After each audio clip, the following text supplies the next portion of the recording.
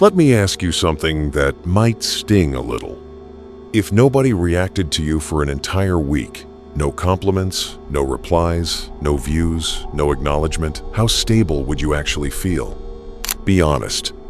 Because most people don't fear rejection. They fear becoming invisible. And that fear quietly controls more of your behavior than you think. Think about today.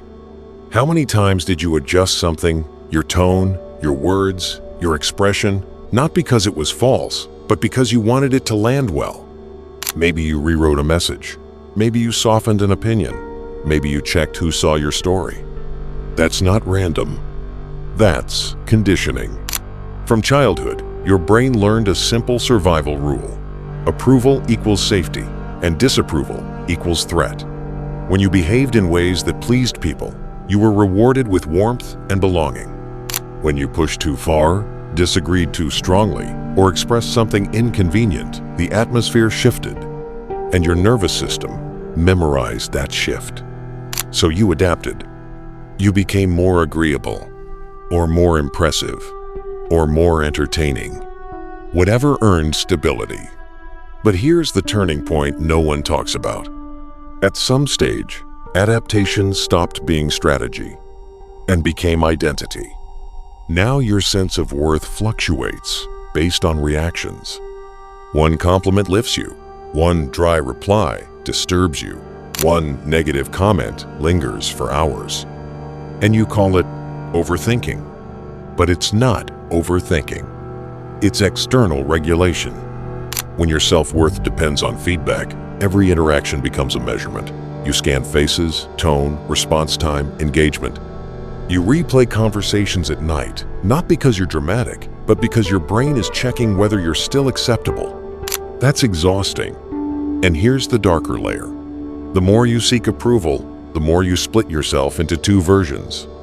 The real you with raw opinions, boundaries, intensity. And the acceptable you filtered, strategic, edited. The gap between those two versions creates tension. That tension is why validation never fully satisfies you. Even when you receive praise, a part of you knows it was earned by the curated version. So it fades quickly, and you seek it again. Approval relief anxiety, repeat. That's not confidence. That's dependency disguised as social skill. Now here's the uncomfortable question. Who are you when no one is watching? Not posting, not performing, not adjusting. Just you. If that version feels unfamiliar, that's the cost of long-term validation dependency. Because when approval becomes oxygen, authenticity feels risky. But something powerful happens when you stop chasing it. At first, discomfort.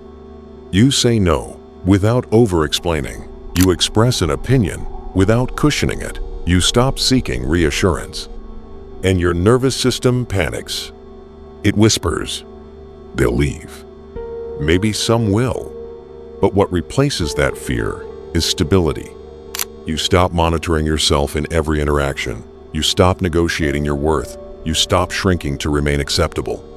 Criticism becomes information instead of threat. Silence becomes neutral instead of rejection. Disagreement becomes difference instead of danger.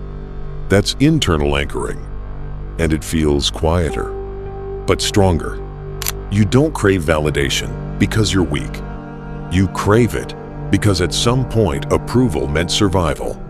But you are no longer in survival mode. You're just operating on an old script.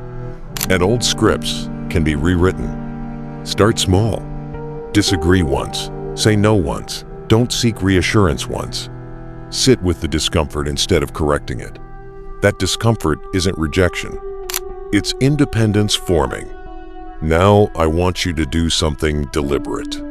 Comment the one place where you perform the most relationships, work, social media, family.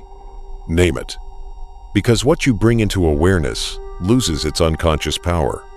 And in the next video, we're breaking down the identity you built to survive and how to rebuild it consciously. If you're ready for that level of honesty, I'll see you there.